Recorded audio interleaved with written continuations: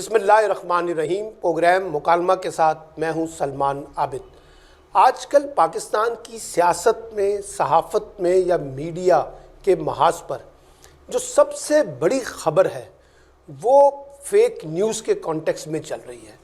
حکومت نے ایک آرڈیننس جاری کیا جس کے تحت فیک نیوز یعنی سوشل میڈیا، الیکٹرانک میڈیا اور پرنٹ میڈیا کے حوالے سے 2016 کا جو ایکٹ تھا اس میں کچھ بنیادی ترامیم کی ہے، جس پر اس وقت کی اپوزیشن جماعتیں اور میڈیا میں موجود کام کرنے والے افراد اور ادارے اور بشمول صحافتی تنظیمیں بڑی سخت تنقید کر رہی ہیں حکومت پر، اور جواز یہ بنا رہی ہیں کہ یہ ازادیِ اظہار پر پابندی ہے اور صحافیوں کو پابند سلاسل یعنی ان کی زبان کو بند کیا جا رہا ہے یا ان کو دیوار سے لگانے کی کوشش کی جا رہی ہے۔ اور کہا یہ جاتا ہے کہ یہ قانون جو ہے اس کے پیچھے ایک سیاسی مقاصد ہیں، اور وہ سیاسی مقاصد یہ ہیں کہ جو بھی حکومت کے خلاف آواز ہے، چاہے وہ سوشل میڈیا سے اٹھ رہی ہے، چاہے وہ الیکٹرانک میڈیا سے اٹھ رہی ہے اور چاہے وہ پرنٹ میڈیا سے اٹھ رہی ہے، اس کو دبایا جائے، ان کو ڈرایا جائے، ان کو دھمکایا جائے، تاکہ صحافت جو ہے وہ کرے جو حکومت چاہتی ہے۔ یہ ہے اس وقت ایک نیریٹو پاکستان کے اندر اپوزیشن جماعتوں کا اور میڈیا کی بہت سی ایسوسیشن کا۔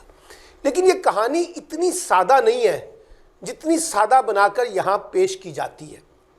پہلی بات تو یہ ہے کہ اس وقت پوری دنیا میں میڈیا سے جڑے انسٹیٹیوشن میں فیک نیوز کے اوپر سب سے زیادہ گفتگو ہو رہی ہے، کیونکہ فیک نیوز جو ہے وہ اب electronic T V, print media اور سوشل میڈیا سب کا حصہ بن چکا ہے، کیونکہ ہم باقاعدہ ایک سوچی سمجھی اسکیم کے تحت، سازش کے تحت، ایجنڈے کے تحت ایسی خبروں کو میڈیا کے اندر لاتے ہیں جس کا تعلق سچ کے ساتھ نہیں ہوتا، بلکہ اس کے پیچھے ہمارے سیاسی عزائم ہوتے ہیں، اور ان سیاسی عزائم کی تکمیل کر کے ہم اپنے ذاتی مفادات کو تقویت دیتے ہیں، اور یہی کچھ اس وقت پاکستان کے اندر ہو رہا ہے۔ آپ دیکھیے یہاں روزانہ کی بنیاد پہ ایک باقاعدہ پروپیگنڈا چلتا ہے، اور وہ پروپیگنڈا سچ کی بنیاد پہ نہیں، جھوٹ کی بنیاد پہ ہوتا ہے، اور اس انداز سے جھوٹ بولا جاتا ہے کہ رائے عامہ کے اوپر اثر انداز ہونے کی کوشش کی جاتی ہے، اور اس میں انفرادی سطح پر بھی لوگوں کو معاف نہیں کیا جاتا، اجتماعی سطح پر بھی لوگوں کو معاف نہیں کیا جاتا، اور خاص طور پہ جو ہمارے ریاستی ادارے ہیں، ہماری عدلیہ ہے، ہماری فوج ہے، ان کو بھی خاص مقصد کے تحت ٹارگٹ کیا جاتا ہے۔ دیکھیے بات یہ ہے کہ تنقید جو ہے وہ ہونی چاہیے۔ کوئی بھی حکومت یا ریاست کا نظام اگر تنقید سے گھبرا کر قانون سازی کرتا ہے تو اس کی ہر سطح پہ مذمت ہونی چاہیے، لیکن تنقید اور تضحیق کے اندر فرق ہونا چاہیے۔ اسی طریقے سے آزادی صحافت میں اور ذمہ دارانہ صحافت کے درمیان فرق رکھنا ہوگا، اور اسی طریقے سے ذمہ دارانہ صحافت کے ساتھ ساتھ جواب دہی پر مبنی میڈیا، اس کے درمیان فرق رکھنا ہوگا، کیونکہ میڈیا جو ہے اس میں مادر پیدر آزادی کا کوئی تصور نہیں ہے، لوگوں کی پگڑیاں اچھالنے کا کوئی کانسیپٹ نہیں ہے، اور لوگوں کی ذاتیات کو نشانہ بنانا، خواتین کی تضحیق کرنا، ان کی کردار کشی کرنا، ان کو مختلف لوگوں کے ساتھ جنسی تعلقات کے ساتھ جوڑ دینا، یہ کون سی صحافت ہے؟ اور پھر آپ جب خبر دیتے ہیں تو آپ اس انداز سے خبر دیتے ہیں کہ صاف پتہ چل رہا ہوتا ہے کہ اس کے پیچھے ایک سیاسی ایجنڈا ہے، اور یہ کہیں پیڈ کانٹینٹ ہے۔ یعنی ایک ہوتی ہے لاشعوری طور پہ گفتگو، یہاں لگتا ہے کہ شعوری طور پر یہ کوششیں ہو رہی ہیں۔ اب آپ دیکھیے کہ عمران خان جو وزیر اعظم پاکستان ہیں، ان کے اوپر بھی، ان کی اہلیہ بشریٰ بیگم کے اوپر بھی، اسی طریقے سے پی ایم ایل این کے لوگ جس طرح سے تنقید کرتے ہیں، پیپلز پارٹی کے لوگ تنقید کرتے ہیں، اور سوشل میڈیا میں بڑے بڑے سکہ بند جرنلسٹ جس طرح سے جھوٹ پر مبنی ویڈیوز اپلوڈ کرتے ہیں، بلاگرز بناتے ہیں، اپنے ویڈیوز اپلوڈ کر کے اس کے اندر پروپیگنڈا کرتے ہیں، اور سب اگلے دن جو ہے وہ جھوٹ پر مبنی ہوتی ہیں۔ کبھی کہتے ہیں کہ فوج کی اور عمران خان کی لڑائی ہو گئی ہے، کبھی کہتے ہیں کہ وزیر اعظم اور ان کی بیوی کے درمیان لڑائی ہو گئی ہے، کبھی کہتے ہیں کہ جناب فلاں کے ساتھ بھاگ گیا ہے، کبھی کہا جاتا ہے کہ پاکستان جو ہے وہ اس وقت ایک جسے کہتے ہیں کہ FATF کے حوالے سے ہم پہ الزام لگائے جاتے ہیں. پاکستان کے داخلی معاملات، پاکستان کے ریاستی معاملات، پاکستان کے خارجی معاملات پہ ایسا نیگیٹو پروپیگنڈا کیا جاتا ہے. روزانہ کی بنیادوں پر حکومت کو گھر بھیجا جاتا ہے. روزانہ کی بنیاد پہ کہا جاتا ہے کہ فوج اور عمران خان لڑ پڑے ہیں. روزانہ کی بنیاد پہ کہتے ہیں کہ وزیر اعلیٰ پنجاب تبدیل ہو رہا ہے، لیکن کوئی اس کی حقیقت نہیں ہے. اور وجہ کیا ہے؟ ہمارے میڈیا میں کوئی جواب دہی کا تصور نہیں ہے. ایک بات. دوسری بات ہے، حکومت نے یہ جو پیکا قانون لے کے آئی ہے، میں 2 منٹ کے لیے مان لیتا ہوں کہ یہ قانون غلط ہے، اس کے اندر بڑی غلطیاں ہیں، مان لیتے ہیں. سوال یہ ہے کہ اس کا متبادل نظام کیا ہے؟ آپ کی میڈیا ایسوسی ایشن نے کون سے ایسے قوانین بنائے ہیں، کون سے ایسے کوڈ آف کنڈکٹ بنائے ہیں، کون سا ایسا ایک متبادل نظام پیش کیا ہے کہ جناب یہ چیزیں ہونی چاہیے تاکہ میڈیا جواب دے. آپ تو مادر پیدر آزادی مانگ رہے ہیں. آپ تو ایک بے لگام قسم کا میڈیا چاہتے ہیں جس میں کوئی آپ کو روکنے والا نہ ہو، کوئی آپ کو ٹوکنے والا نہ ہو، کوئی آپ کو جواب دینا بنا سکے. یہ کیسے نظام کو چلائیں گے؟ روزانہ آپ ریاست کے نظام کو توڑتے ہیں. روزانہ آپ کہتے ہیں کہ پاکستان ایک فیل سٹیٹ ہے. کوئی لندن سے بیٹھ کے پاکستان مغالب پروپیگنڈا کرتا ہے. اور پھر ہم نے ایسی سائٹس پکڑی ہیں جو جعلی تھیں، جو فیک تھیں، جو ہندوستان سپانسرڈ تھیں، وہ بھی ہم نے دیکھی ہیں.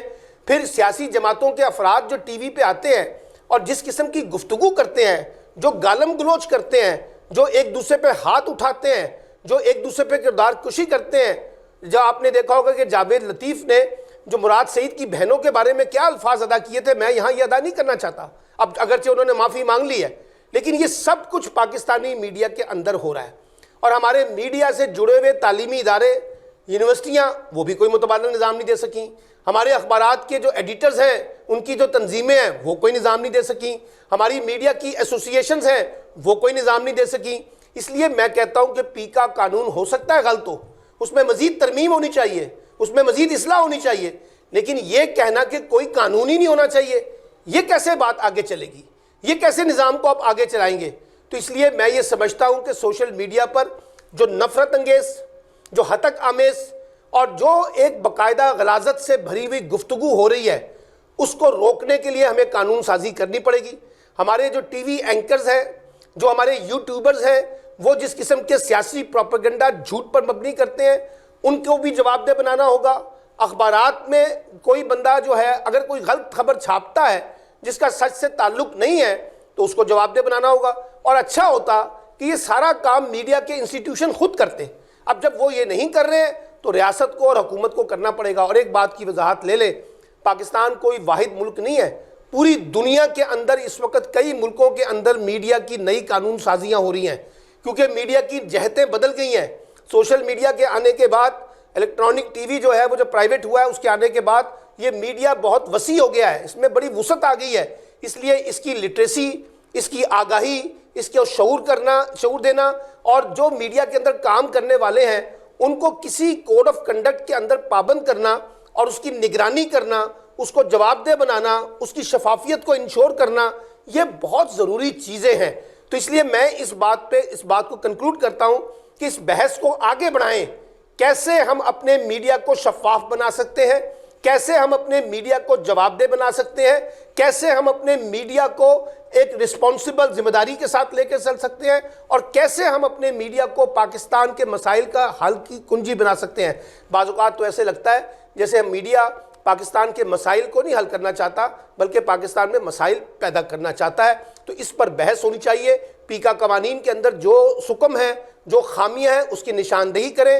حکومت کو کہیں کہ وہ ایک اچھا قانون لے کے آئے، لیکن یہ نہ کہیں کہ ہمیں کسی قانون کی ضرورت نہیں ہے، کیونکہ دنیا بھر میں بغیر کسی قانون کے آپ لائسنس کسی کو نہیں دیتے. یہ ایسا ہی کھیل ہے جیسے ایک بندر کے ہاتھ میں اس طرح پکڑا دیا جائے اور اس کے بعد آپ توقع رکھیں کہ میڈیا ایک غیر جانبدار طریقے سے شفاف انداز سے چل سکے گا. یہ ممکن نہیں ہوگا.